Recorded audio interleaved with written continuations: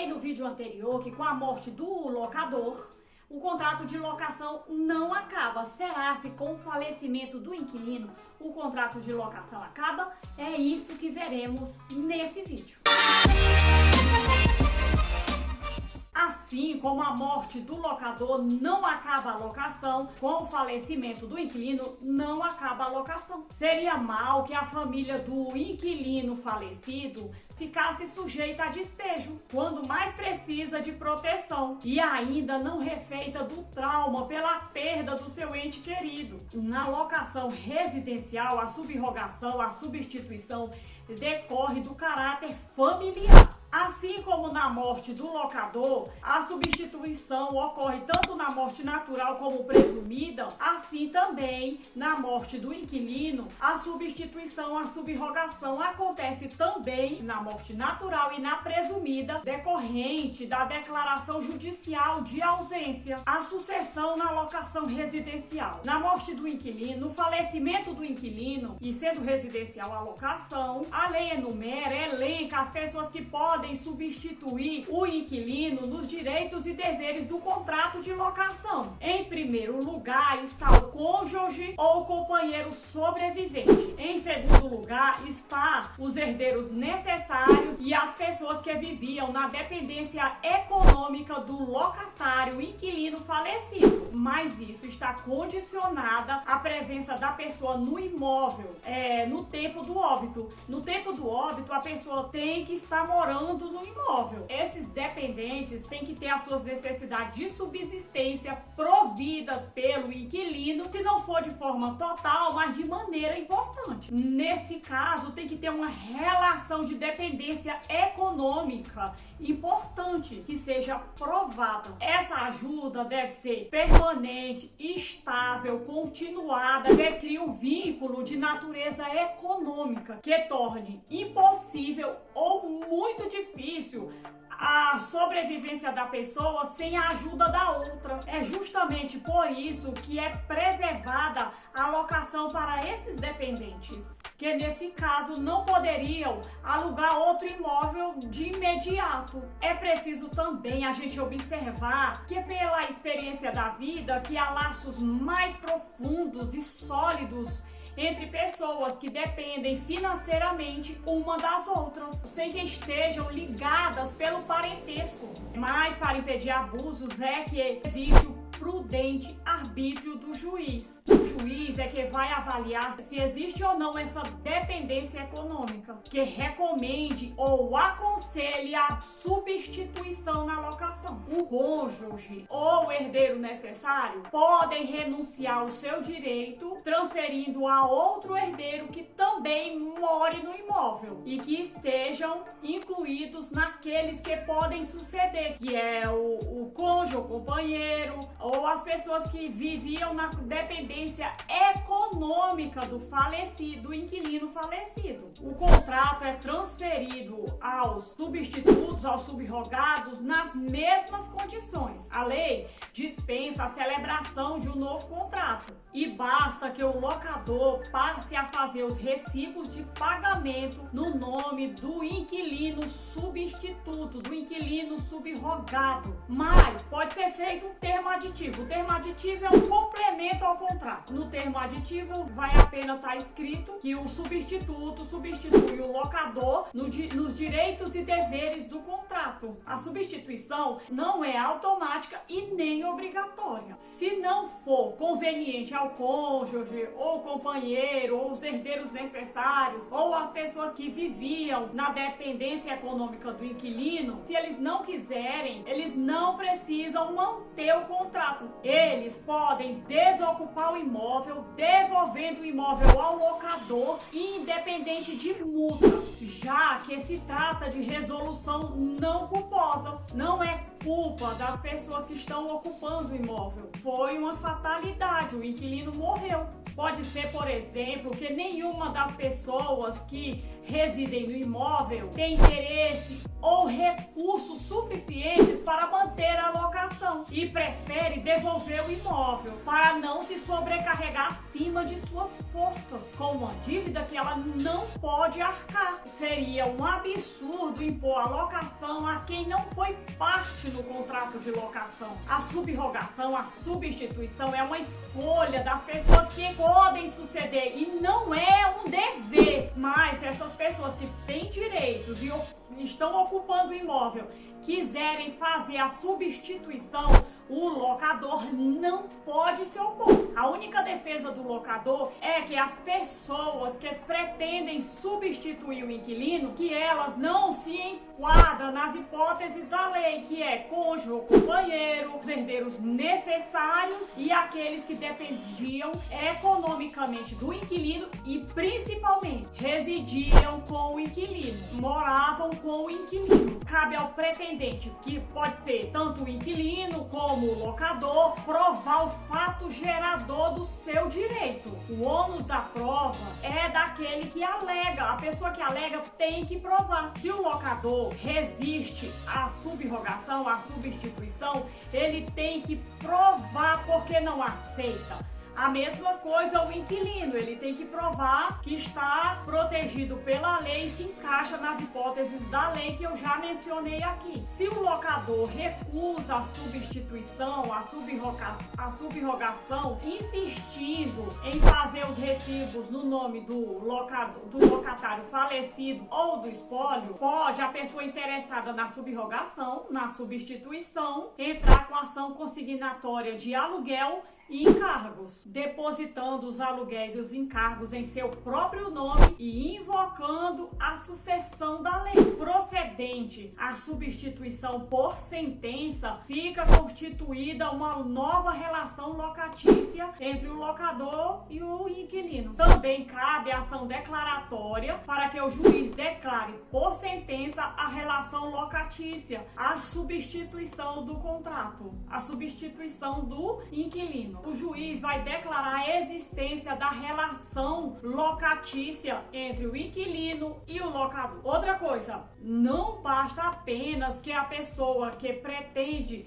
a subrogação, a substituição, esteja morando no imóvel. Não é suficiente a pessoa se encontrar morando no imóvel no momento do óbito, mas em caráter eventual e temporário. Vamos ao exemplo. Se um dos filhos do inquilino mora em outro local, mas diante da grave enfermidade do pai, vai residir com o pai para cuidar melhor do pai em seus últimos momentos, e ali se encontrasse residindo após o óbito, não fará jus à subrogação. É preciso que o pretendente à subrogação não tenha outro imóvel para morar. É preciso que a presença da pessoa que pretende a substituição seja estável. A pessoa não dispõe de outra residência. Mas, se ao contrário, decorre do dever de cortesia, da hospitalidade entre parentes, por períodos curtos, ou mesmo no caso de enfermidade do pai ou da mãe, não cabe a substituição. Depende de prova e, como sempre, vai depender da prudência do julgador. O juiz deve ficar atento para não aumentar a norma de proteção além do objetivo da lei, perpetuando a locação e prejudicando o locador, que talvez não queira a continuidade da locação. Vamos agora a uma questão delicada. E se tiver alguém que se considere deficiente mental? No passado era referida como incapacidade absoluta ou relativa, mas em 2015 foi modificada pelo Estatuto da Pessoa com Deficiência. A pergunta é, nesse caso de deficiência, cabe a extinção da locação? O que é que você acha? Vamos à resposta. É entendido que não, até porque a intenção intenção da lei sempre foi proteger a pessoa com deficiência. Se houver a extinção da locação, não existe proteção. O que não ocorreria se houvesse o despejo. Nesse caso, é nomeado um tutor ou um curador que represente o substituto na locação. Morre o inquilino sem que tenha nenhuma das pessoas que podem substituir na locação, resolve-se, acaba o contrato, extingue o contrato e o locador pode reaver o imóvel. E agora, uma questão delicada: se as pessoas que ocupam o imóvel não podem substituir, qual a ação cabível nesse caso? Segundo a norma da lei, é a ação de despejo, porque não importa qual é o motivo do término do contrato, a ação cabível para reaver o imóvel é a ação de despejo. Mais uma pergunta interessante: permanece a responsabilidade do fiador com a morte do locatário em favor do substituto? A fiança é um contrato eminentemente pessoal. Ele se funda na estreita confiança entre o fiador e o afiançado. No caso de substituição, pode o fiador se exonerar? Não pode o fiador ser obrigado a garantir outras pessoas que talvez o patrimônio não seja tão sólido e confiável quanto ao patrimônio do inquilino. No caso do fiador não querer garantir a fiança para o substituto, ele deve comunicar sua intenção ao locador, que pretende se exonerar da fiança. O fiador pode se exonerar, basta mandar uma correspondência em termos inequívocos, manifestando sua intenção de se exonerar. Decorridos 60 dias do recebimento da notificação, está o fiador exonerado. Já o locador intima o locatário, o inquilino, para que no prazo de 30 dias substitua o fiador ou ofereça outra garantia idônea. Se o inquilino substituto permanecer inerte, cabe ação de despejo por infração legal. Entende a maioria da doutrina que não é obrigado o inquilino oferecer a mesma modalidade de garantia, ou seja, um fiador pode se valer das demais previstas na lei, portanto, que seja considerada idônea pelo locador. Pode ser que o locador, no intuito, no propósito de despedir o inquilino, recuse a nova garantia. E aí? Porque o locador, ele pode considerar a nova garantia insuficiente. Se for injustificada a recusa do locador, pode o inquilino entrar com ação judicial alegando que o locador está abusando do seu direito. E além disso, pode o juiz reconhecer o abuso do direito e ainda declarar por sentença a nova garantia suficiente, idônea para substituir o fiador.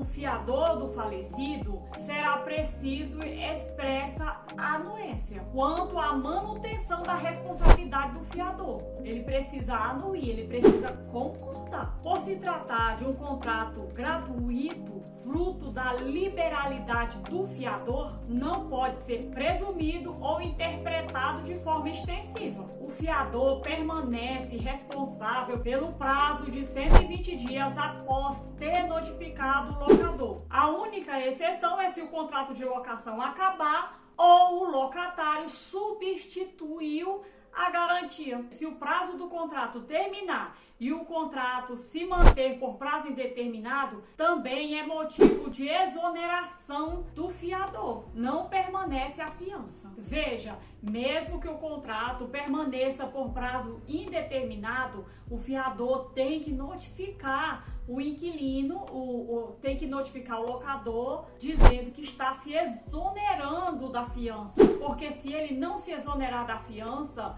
ele permanece responsável até a entrega das chaves. O fiador precisa adotar a conduta da lei, que é notificar por correspondência o locador, porque senão ele permanece responsável. Com a exoneração do fiador, o locador notifica o inquilino para, no prazo de 30 dias, ofereça nova garantia. Ele tem o prazo de 30 dias para oferecer nova garantia. Se ele não oferecer no prazo de 30 dias, ele fica sujeito a despejo e o juiz concede a liminar para a desocupação do imóvel em 15 dias. Uma pergunta interessante: quem substitui, quem subroga na locação comercial? Na sucessão da locação comercial ou industrial ou de atividades de prestação de serviços, a subrogação, a substituição ocorre em favor do espólio ou da pessoa que substitui o inquilino no negócio. E, se for o caso, o seu sucessor no negócio. Enquanto ocupar a posição de locatário, o espólio, sempre representado pelo inventariante, é ele que cabe a administração dos bens do falecido e, no caso, a administração do imóvel locado. Os recibos de aluguel serão extraídos em nome do espólio e as despesas decorrentes da locação serão suportadas pelos herdeiros na proporção dos seus quiões. Eles respondem na medida dos valores recebidos por herança. Na verdade, é o espólio, que é o conjunto de bens do falecido, que responde pela alocação. E o que ocorre quando é encerrado o inventário ou homologada a partilha? O herdeiro que sucedeu o negócio é o que será o sucessor na locação. Se a firma for individual ou se tivesse encerrado com a morte do sócio, com o fim do inventário acaba a locação, encerra-se o contrato. Também pode o inventariante, com a concordância dos herdeiros, acabar desde logo a locação, devolvendo o imóvel ao locador. Nos dias de hoje, as atividades comerciais, industriais, se desenvolvem na maioria das vezes através de sociedade por ações ou cotas de responsabilidade limitada. A empresa funciona normalmente com a morte dos sócios. Não existe modificação nos contratos, porque os contratos são feitos pela sociedade. Essas locações são encontradas com facilidade com relação a prestadores autônomos de serviços, profissionais liberais. Nesses casos, quando são prestadores de serviços, profissionais liberais, geralmente são feitos em nome da pessoa física. Vou deixar para você uma mensagem de Provérbios para você meditar sobre isso. Não permita que a bondade e a lealdade o abandonem. Prenda-as ao redor do pescoço e escreva-as no fundo do coração. Então você conseguirá favor e boa reputação diante de Deus e das pessoas. Olha que extraordinário, vou deixar escrito. Leia, medite sobre isso e que você seja enormemente abençoado. E não esqueça que meu objetivo aqui é compartilhar conhecimento com você. Conto com a sua ajuda. Faça parte desse trabalho, se inscrevendo, ativando o sininho, fazendo comentários. Os comentários são muito importantes, os likes, para fazer o vídeo crescer, para que o algoritmo entenda que o conteúdo é importante, é relevante, para indicar para outras pessoas. Assim, eu e você podemos ajudar outras pessoas com informações, principalmente locação. As pessoas têm muitas dúvidas sobre locação e não só eu ajudo as pessoas, você também. Quando você mete o dedo no like, quando você se inscreve, quando você comenta, sei lá, qualquer coisa, você também está ajudando as pessoas. Eu fiz aqui uma colinha para deixar para você uma bênção da Bíblia, a mensagem, número 6, 24, 26. Eu achei muito lindo, que anotei de próprio punho, e uma hora eu vou chegar aqui já decorado, já, de tanto que eu vou ler para você. Espero que você goste.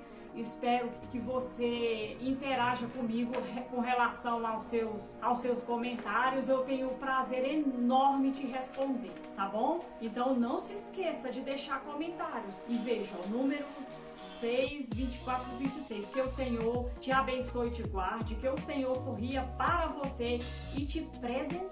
Que o Senhor olhe para você bem nos olhos e o faça prosperar. Você viu como é lindo? Então, até o nosso próximo vídeo, que eu também vou ler para você.